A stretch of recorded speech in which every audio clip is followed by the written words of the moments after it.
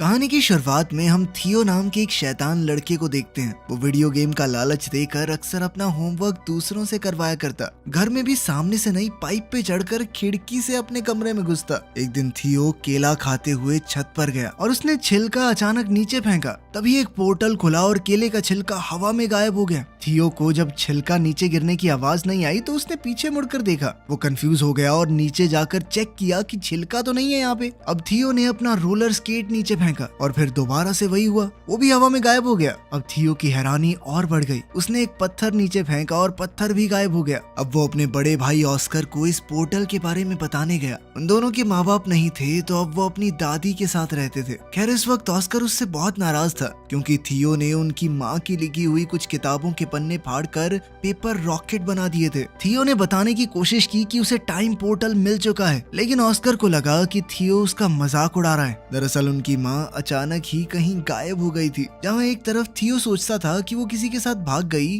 वहीं ऑस्कर का मानना है कि वो एक काबिल साइंटिस्ट हैं जो कि टाइम पोर्टल्स को ढूंढ रही थी और शायद अब किसी और समय में फंस चुकी हैं। वो उनकी रिसर्च को समझकर अपनी माँ को वापस लाना चाहता था। अब दोनों भाइयों में लड़ाई बढ़ती जा रही थी। इसी बीच दादी ने उन्हें कुछ खाने के लिए बुला लिया। दादी के आगे वो दोनों शांत रहे, लेकिन दादी के जाते ही दोबारा बहस शुरू हो गई। ऑस्कर ने गुस्से में थियो को एक आधी गाली बक दी, जिसके बाद थियो ने गुस्से में ऑस्कर का टर्टल पोर्टल में फेंक दिया। ऑस्कर बेचैन होकर हर जगह अपने प्यारे टर्टल को ढूंढने लगा, जिसके ना मिलने पर ऑस्कर ने हर जगह अपने टर्टल के मिसिंग पोस्टर्स लगाए। ऑस्कर उस टर्टल के बहुत करीब था। वो उससे अलग होकर बस रोता रहता। जल्द ही थियो को अपनी गलती का एहसास हुआ और उसने सब कुछ ठीक करने के लिए पोर्टल में कूदने का सोचा। पोर्टल में कूदते ही थियो भी वहां पहुंच गया जहां सब कुछ पड़ा था जो उसने पोर्टल में फेंका था। टर्टल भी वहीं पर था। थियो टर्टल को लेकर घर चला गया और वापस वहीं रख दिया, जिसके बाद वो चुपचाप सो गया। लेकिन अगली सुबह कुछ बहुत अजीब हुआ। थियो अभी सो ही रहा था, लेकिन ऑस्कर काम के लिए तैयार हो गया। अब ऑस्कर की उम्र काफी बढ़ चुकी थी। थियो दरअसल उस पोर्टल की मदद से 1990 से 2022 में आ गया था। यहाँ ऑस्कर एक फिजिक्स का प्रोफेसर है। जल्द ही ऑस्कर डेविड नाम के एक आदमी की दुकान पर कुछ सामान लेने गया।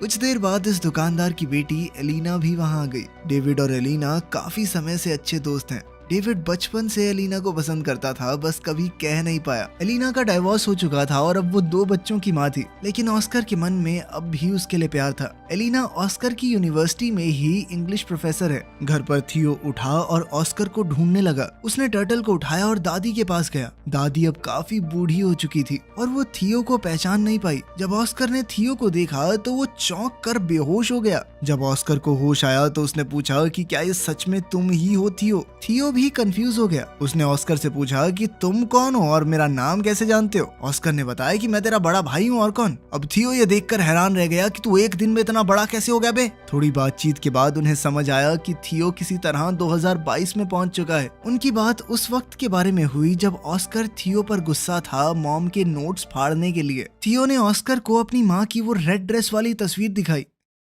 थियो अब परेशान होकर 1992 में वापस जाना चाहता था, क्योंकि उसे डर था कि अगर लेट हो गया तो दादी उस पर चिल्लाएगी। थियो छत पर गया ताकि वो पोर्टल में वापस कूद पाए, लेकिन जैसे ही उसने पत्थर फेंका वो गायब हुआ ही नहीं। ये वाला पोर्टल तो 2022 में बंद हो गया था। थियो परेशान हो गया कि वो पोर्टल बंद कैसे हो सकता है। इस पर ऑस्कर ने उसे समझाया कि टाइम ट्रैवल इतना सीधा नहीं है। जिस रास्ते तुम यहाँ पर आए हो जरूरी नहीं वो पोर्टल वापस भी जाता हो। अब ऑस्कर ने सोचा कि एक नया पोर्टल ढूंढना पड़ेगा ताकि 2022 से 1990 में वापस जाया जा सके। इस बारे में जानकारी इकट्ठा करते हुए ऑस्कर थियो को अपने सीनियर प्रोफेसर के पास ले गया। उसने बताया कि 2022 में साइंस और टेक्नोलॉजी ने काफी तरक्की कर ली है, लेकिन टाइम पोर्टल जैसी कोई चीज नहीं हो सकती। प्रोफेसर की बात सुनकर दोनों भाई वहाँ से वापस आ गए। थियो मॉडर्न दुनिया को देखकर काफी हैरान था। उसने ऑस्कर का फोन देखकर पूछा कि ये क्या है। ऑस्कर ने समझाया कि ये एक फोन है, लेकिन पुराने फोन्स की तरह इसमें नंबर घुमाने नहीं पड़ते, ना ही इसमें कोई तार है। ऑस्कर ने थियो को शांत करवाते हुए कहा कि अभी हमें पोर्टल को ढूंढने पर ध्यान देना चाहिए। तुम्हें 1990 में वापस जाना है कि नहीं? तभी थियो ने ऑस्कर को बताया कि मुझे हाथ से लिखी हुई एक लिस्ट मिली थी माँ के पेपर्स में, जब मैं वो रिसर्च वाले पन्ने फाड़कर रॉकेट बना रहा था।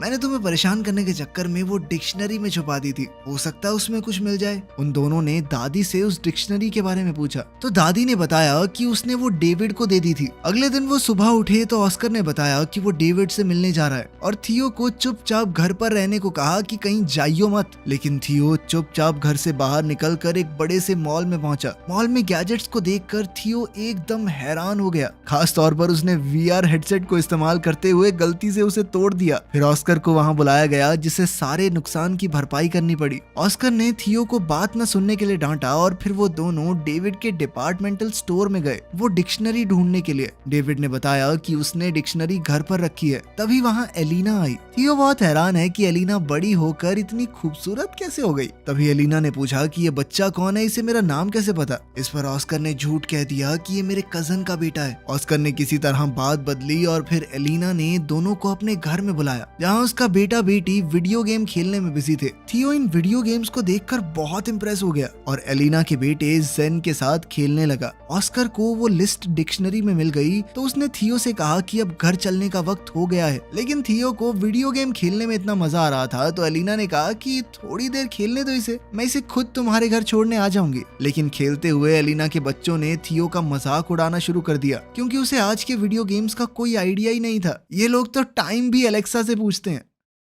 वापस जाकर थियो और ऑस्कर काम पर लग गए। छत पर जाकर ऑस्कर ने बताया कि लिस्ट में अलग अलग पोर्टल्स की जगह बता रखी है। इन दोनों ने बताई हुई जगहों पर चीजें फेंक कर टाइम पोर्टल्स को ढूंढने की कोशिश की लेकिन कुछ नहीं मिला। ऑस्कर को लगा उसने कैलकुलेशंस में कुछ गलती की है और वो दोबारा से कैलकुलेशंस करने लग गया। इस दौरान थियो उससे पूछने लगा कि तुम हमेशा अकेले क्यों रहते हो और कोई दोस्त वगैरह नहीं है तुम्हारा, और खासकर एलिना को अपनी फीलिंग्स क्यों नहीं बताई आज तक। ऑस्कर ने कैलकुलेशंस करते हुए जवाब दिया कि भले ही एलिना का डिवोर्स हो गया है लेकिन मुझे नहीं लगता हमारे बीच में बात बन सकती है। बिना ऑस्कर को बताए थियो ने ऑस्कर के फोन से मैसेज करके डेविड, एलिना और एलिना के बच्चों को घर पर डिनर के लिए बुला लिया। जब ये लोग दरवाजे पर आए तो ऑस्कर सबको देखकर चौंक गया। थियो ने बताया कि मैंने सबको फोन करके बताया और ऑस्कर उसकी शैतानी समझ गया। उनकी इस मुलाकात में ऑस्कर और एलिना एक दूसरे के करीब आ गए और अगले दिन एलिना थियो को शॉपिंग भी करवाने ले गई, उसे नए कपड़े दिलवाने। ट्रायल रूम में थियो हमेशा की तरह फुटबॉल की मजाकिया कमेंट्री कर रहा था।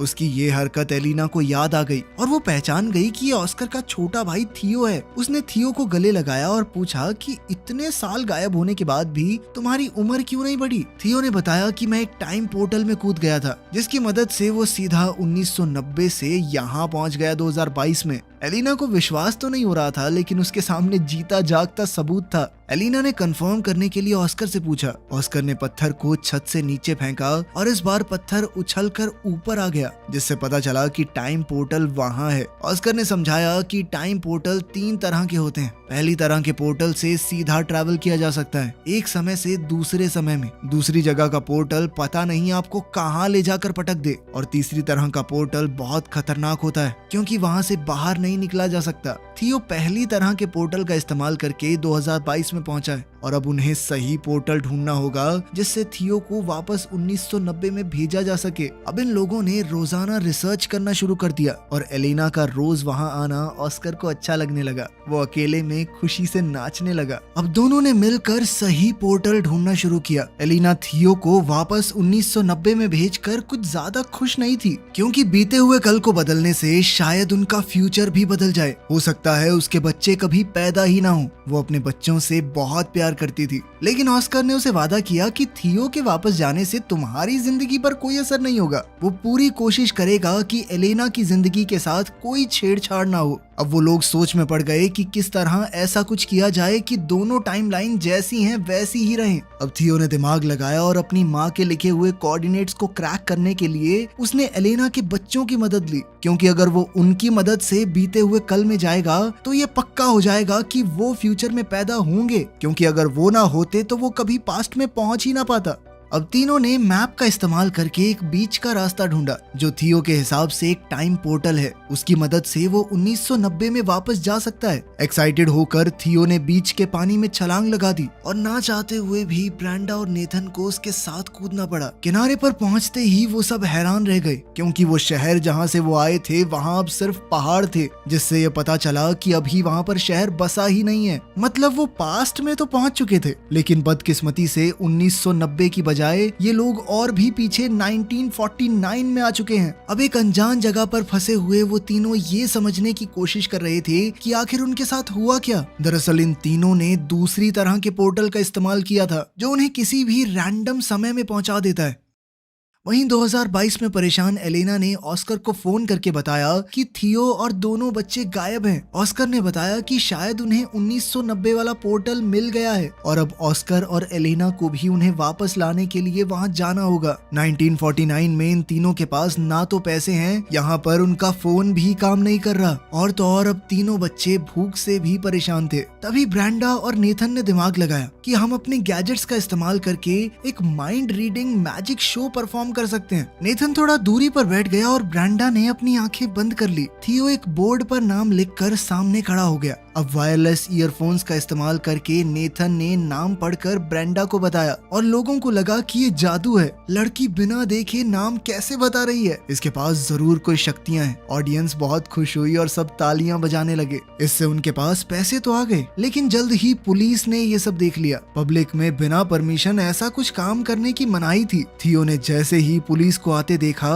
उसने अपने साथियों को वहाँ से भागने का इशारा किया और तीनों तुरंत वहाँ से निकल गए। भागते हुए एक अनजान आदमी ने इन तीनों को किडनैप कर लिया और किसी अनजान जगह पर ले गया, जिससे अब इन बच्चों की जान पहले से और भी ज्यादा खतरे में थी। उधर 2022 में थियो और एलेना को 1990 के पोर्टल की एंट्री मिल गई। दोनों ने हाथ पकड़े और पोर्टल में कूद गए। एलेना सच में टाइम ट्रैवल करके ऐसा महसूस कर रही थी मानो सपना देख रही हो। 1990 में थियो के मिसिंग पोस्टर हर जगह लगे हुए थे। 1949 में बच्चों को किडनैप करके वो आदमी एक ऐसी गैंग के पास ले आया जो सरकार के विरुद्ध थी। गैंग के लीडर ने पूछा कि इन बच्चों को यहाँ क्यों ले आए, तो इस आदमी ने बताया कि ये बच्चे गैंग का सीक्रेट कोड जानते हैं। थियो ने कंफ्यूजन में पूछा कि कौन सा सीक्रेट कोड वर्ड। उस आदमी ने बताया कि जो सीटी की आवाज थियो ने पुलिस से भागने के लिए निकाली थी वो इस गैंग का कोड वर्ड है। ये सीटी थियो को उसकी दादी ने सिखाई थी। तभी गैंग की एक जवान औरत वहाँ आई। ये थियो की दादी है। जब वो जवान थी, थियो को पता चला कि उसकी दादी कभी इस गैंग की मेंबर थी।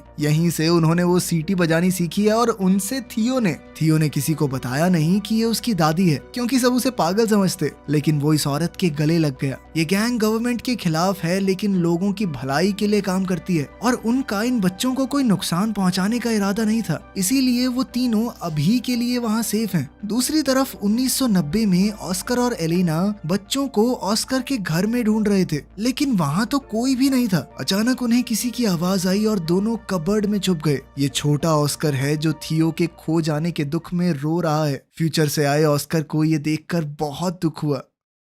1949 में तीनों बच्चे उस गैंग के रहन सहन में ढलने शुरू हो गए थे, क्योंकि उन्हें लग रहा था कि वो जिस पोर्टल से यहाँ आए हैं वापस नहीं जा सकते। थियो की जवान दादी भी उनके साथ है, इसलिए थियो को ढलने में ज्यादा मुश्किल नहीं हो रही थी। थियो ने मौका देखकर अपनी दादी से कहा कि हमारे साथ एक फोटो ले लो और साथ ही अपनी दादी से कहा कि इस फोटो को हमेशा संभाल कर रखना। जब आप बूढ़े हो जाओगे तब भी इसे फ्रेम करवा के रखना। इससे साल 1990 में दादी के फोटो फ्रेम में अचानक चेंज आ गया। अब इस फोटो में थियो, ब्रेंडा और नेथन भी दादी के साथ हैं। थियो ने 1949 में इस फोटो के पीछे टाइम पोर्टल के कोऑर्डिनेट्स भी लिख दिए, जिससे 1990 में मौजूद ऑस्कर और एलेना को उसे ढूंढने में मदद मिल जाए। अब ऑस्कर और एलेना को लगा कि उन्हें वापस 2022 में जाना होगा ताकि वो सही पोर्टल से 1949 में पहुंच सकें और तीनों बच्चों को बचाकर वापस ला सकें। एक बार 1949 में पहुंच गए तो सब लोग 2022 में जाएंगे और वहां से थियो को 1990 में वापस भेज देंगे। ऑस्कर और एलेना पहले 2022 में वापस गए और थियो के दिए हुए कोऑर्डिनेट्स का इस्तेमाल करके 1949 में पहुंचे।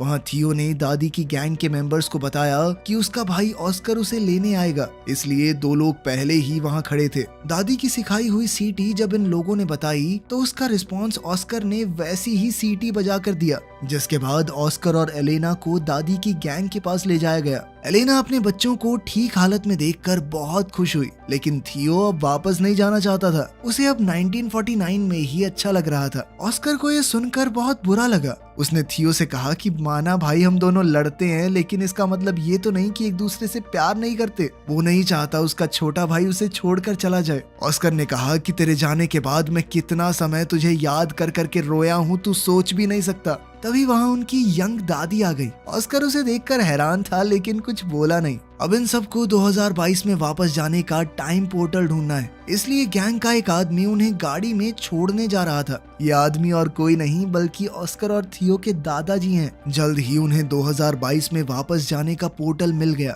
और अब ऑस्कर ने थियो को वापस 1990 में भेजने की तैयारी कर ली। वो वाला पोर्टल वो पहले ही ढूंढ चुके थे उस कंस्ट्रक्शन साइट पर। थियो वापस नहीं जाना चाहता था क्योंकि 1990 में उसके पास कोई नहीं है, उसके माँ बाप नहीं थे, वो बहुत अकेला महसूस करता था। उसने ऑस्कर से कहा कि मैं अब तुम्हारे साथ रहना चाहता हूँ, तुम मुझे थोड़ी थोड़ी पापा की याद दिलाते हो। ऑस्कर ने बड़े प्यार से थियो को गले लगा लिया और समझाया कि 1990 वाला ऑस्कर भी बहुत अकेला है, उसे थियो की वहाँ बहुत जरूरत है। अगर तुम अच्छे से रहोगे तो मैं वादा करता हूँ कि मेरा छोटे वाला वर्जन भी तुम्हारा बहुत ध्यान रखेगा।